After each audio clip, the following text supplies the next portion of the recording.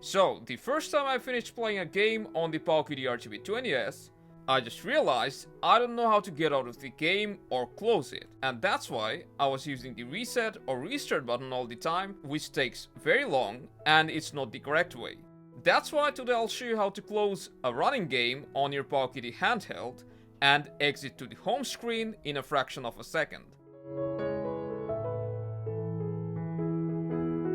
So, to close a game on your Powkiddy RGB20S, you simply need to press the select and the start button together 2 times.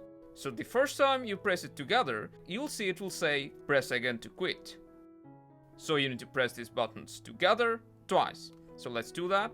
And as you can see, our Powkiddy will go back to the games list.